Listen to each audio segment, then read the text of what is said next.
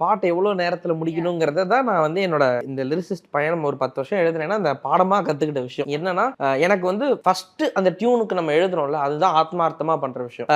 ஏதோ ஒரு படத்துல சொல்லுவாங்க, ஃபர்ஸ்ட் வரதுக்கு பேர் தான் லவ், அதுக்கப்புறம் எல்லாம் ப்ராஜெக்ட் அப்படின்ட்டு. கிட்டத்தட்ட பாட்டு ஃபர்ஸ்ட் நான் ஒன்று எழுதுற எல்லாம் ஆத்மார்த்தமா எனக்கு அதுதான் பாட்டு. அதுக்கப்புறம் ஆப்ஷன்ஸ் கேட்கும்போது சில நேரம் நம்ம புரிதல் இல்லாம ஒன்று எழுதியிருப்போம். அவங்க ஒன்று சொல்லுவாங்க, ஜி இது கதையே இல்லை ஜி, வேற ஒன்று இருக்கு அப்படின்னு சொல்லி அவங்க சொன்ன, ஓ சாரி அப்படின்னு சொல்லி ஒன்று எழுதுவோம்ல. ஆனா அதுக்கப்புறம் எனக்கு எப்படி நான் பயங்கரமா மாட்டேன்னா ரொம்ப ஸ்பீடா எழுதுவேன். இப்போ ஒரு பாட்டை வந்து ஒரு 15 மினிட்ஸ்ல நான் முடிக்கணுங்கிறத ஒரு டார்கெட்டா வச்சுட்டுலாம் சின்ன வயசுல எழுதிட்டு இருந்தேன். ஸோ அப்போ வந்து 15 நிமிஷத்துல இப்படி ஒன்று எழுதுறேன்னா அடுத்த உனக்கு ஒரு 3 நாள் ஒன்று தான் நீ எழுது. டேய் அப்ப இது உனக்கு இது நல்லா இருக்கு, இந்த மாதிரி ஒரு 3 நாள் நீ ஒன்று எழுது, நான் அதை வந்து உனக்கு சூஸ் பண்ணிக்க அப்படிம்பாங்க. அந்த தப்பை தான் நான் இவ்வளவு நாள் பண்ணிட்டு இருந்தேன். இப்பெல்லாம் வந்து யாராவது டியூன் அனுப்புனா, ஜி பாட்டு இப்படி சூப்பரா இருக்கு, கேட்டு கூட மாட்டேன். நான் 2 டேஸ் கொடுங்க உங்களுக்கு எப்படி தரேன் பாருங்கன்னு சொல்லிட்டு 2 நாள் இந்த டெட்லைன் நெருங்கும் பாத்தீங்களா ரெக்கார்டிங், ஜி இன்னைக்கு ரெக்கார்டிங் இப்ப அனுப்புறேன் பாருங்க, சூப்பரா இருக்கு ஜி, பேர்ல இந்த ஒரு லைன் மட்டும் மாத்திக்கலாமா, அவ்வளவுதான் எனக்கு வேணும் வச்சுக்கோ.